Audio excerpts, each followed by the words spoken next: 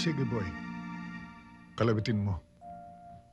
At pagkatapos ay huwag mong pagsisihan kung bakit hindi mo ako binigyan ng pagkakataong magpaliwanag sa iyo. Huwag mong isisi sa akin ang lahat ng nangyari sa iyo, anak.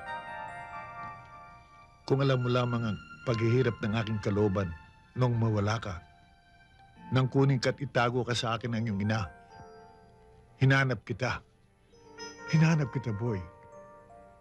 Hindi rin totoo yung ibinibintang mong sinadya kong talikuran ang aking tungkulin sa iyo bilang ama. Ngayon, kung hindi ka pa rin naniniwala,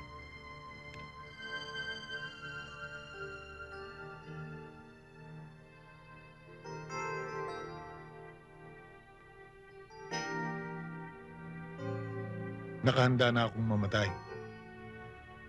Kalabitin mo na.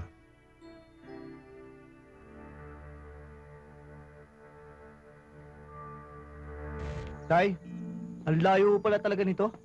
Talaga palang mahihirapan akong makita kayo eh. Malayon talaga, pero dito ka pinanganak, boy. 3 buwan ka pa lamang, nilipat ka na namin ng nanay mo sa Olongapo. Sa Olongapo ho? Carling, sino yung kasama mo? Si Boy.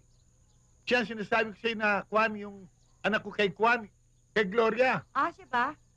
Oo. Boy, siya ang tiya mo. Asawa ko ngayon. Magandang umaga ho. Oh, sige. Dadaling ko siya sa itaas para magkakilanlanan sila ng lola niya. O sige, lilipat ako dyan mamaya. Baka lang masunog ang niluluto Oh, ko. sige, Boy. Tara, tara.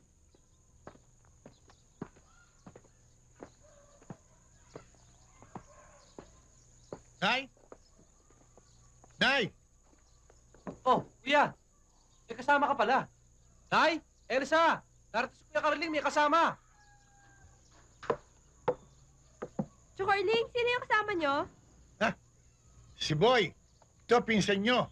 Yung nawawala. Sino yung kasama niya? Mga pinsan mo lahat yan. Oh, tara. Tara sa itaas. Carling, Oh, sino inay. ang kasama mo, Carling? Si Boy, apo ninyo. Anak ko kay Gloria. Sige, Boy. Magmano ka sa lola mo. Sige. Mano po?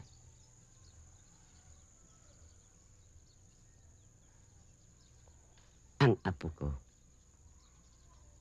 Ang laki-laki na.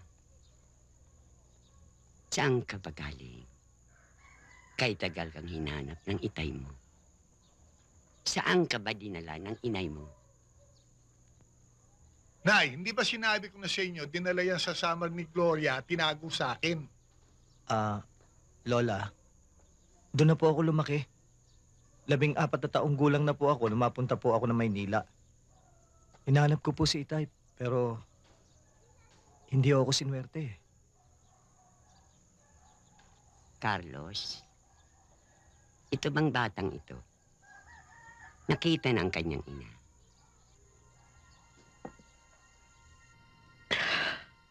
Patawarin mo ako, anak.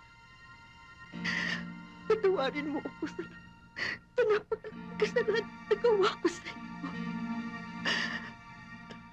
Inay.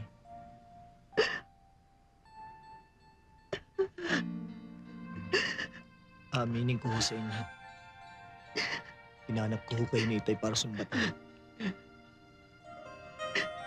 Pero ngayon nakita ko na kayo. Nawala na ho lahat yun. Nawala na ang sama na loob ko, Inay.